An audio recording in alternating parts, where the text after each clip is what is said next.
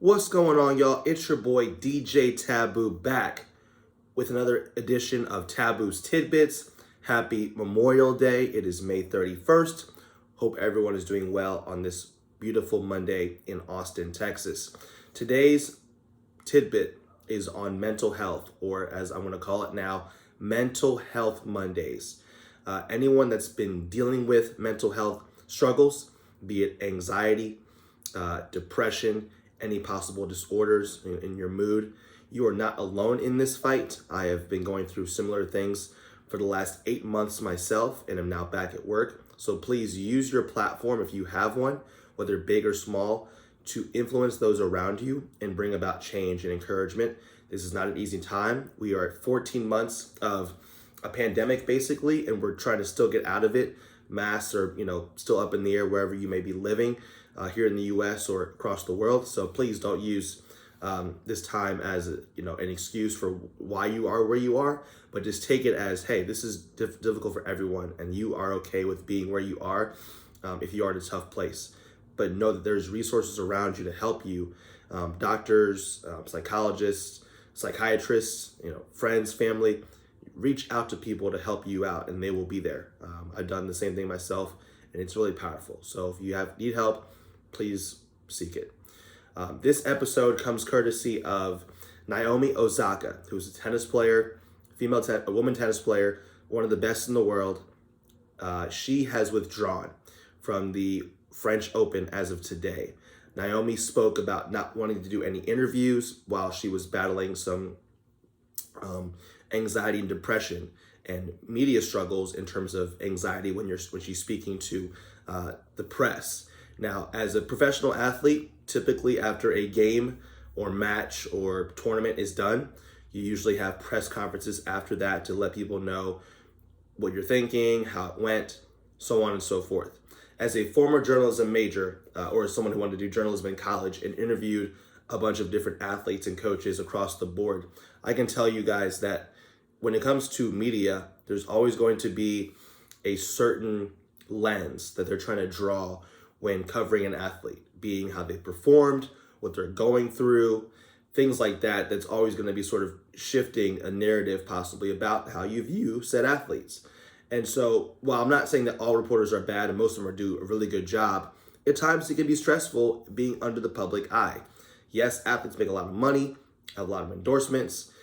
They play a sport for entertainment and for living, which is something that we really can't relate to as people. But nevertheless, there are people that have struggles, whether it's family, pets, siblings, jobs, friends, whatever it may be. They have areas of concern that they also have to deal with in their day-to-day while playing a sport. So with Naomi withdrawing, I want to just kind of point out one thing she said that really caught my attention and stuck with me, that she said in her Twitter statement today, just recently. She said, "The truth is that I have suffered long bouts of depression since the U.S. Open in 2018. It's now 2021, folks. It's about 3 years. And I've had really have had a really hard time coping with that. Anyone that knows me knows I'm introverted. And anyone that has seen me at the tournaments will notice that I'm often wearing headphones, as it helps dull my social anxiety. Though the tennis press has always been kind to me, and I want to apologize, especially to those cool journalists, all those cool journalists who it may have hurt. I am not a natural public speaker and get huge waves of anxiety before I speak to the world's media. I get really nervous, and I find it stressful to always try to engage and give you the best answers I can." Now, again, part of the protocol of being an athlete is to have press conferences. I get that. I've interviewed college athletes during my time at the University of Tennessee. I've seen pro press conferences. I watch press conferences weekly as a coach myself to see how people answer questions, kind of get their mindset on what they're thinking about and saying about their players and themselves even, right? Nevertheless, though, for Naomi to be so public about this, someone who has anything you could really want, endorsements, job security, being a tennis player, right? Professional, on tour, a lot of majors, a lot of money. People can think, oh, well, she's got it all. Why would she worry about this one element in her life? I commend you, Naomi Osaka, if you ever watch this, I commend you for taking a stand on your mental health, and that is most important. Yes, it sucks to get to withdraw from the tournament. It sucks that people across the WTA and all four majors said that you may be suspended or removed from a tournament in the future for not doing media press conferences. That's unfortunate. Now we try to handle this matter in private. It leaked out publicly, and here she is today withdrawing from the from the French Open, excuse me. So I just want to say, folks, that obviously we're not in the same path or same workspace or sphere of influence that Naomi Osaka is, nor we probably will ever be. However, it's important to take yourself and your priorities and your well-being and your mental health first before any obligations as press conferences, mending to your coaching staff, whatever it may be. Obviously, family is important as well, but if you need to focus on you, do that. It isn't selfish. It isn't self-seeking in terms of wanting attention. It is important to value yourself because you can't help other people until you're first okay in your own setting.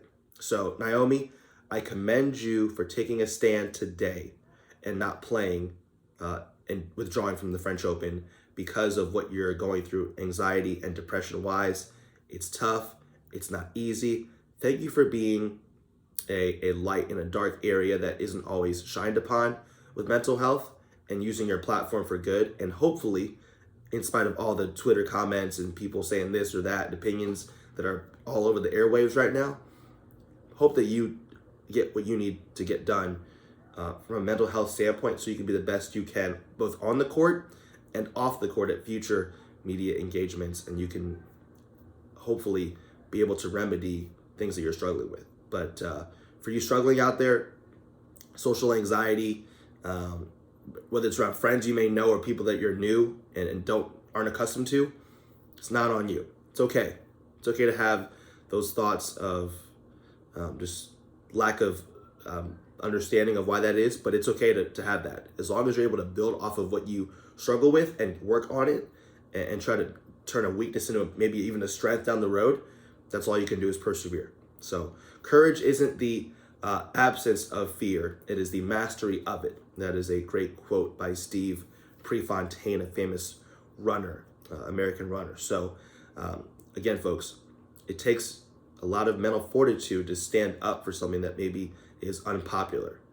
But what's popular isn't always right and vice versa. So for everyone out there struggling, take care of yourself first before you can help someone else in their journey. But then use that testimony, if you will, of your struggle with mental health that you maybe have grown from and use it to help people grow. That's all I got today, folks. This is Taboo's Tidbits, Mental Health Mondays. Happy Memorial Day. We have more videos coming. I got some music mixes I have ready to go. I got a 70s mix. I got a house mix. That'll be dropping probably next month. I wanted to focus today on Mental Health Mondays, and I'll also do a video for our wonderful servicemen and women in the United States, militaries, respectively. So that'll be coming up next in my video before this one comes out. Check that out on my YouTube channel, Taboo's Tidbits. Once again, y'all, this is your boy DJ Taboo signing out. Peace, love, and bear hugs.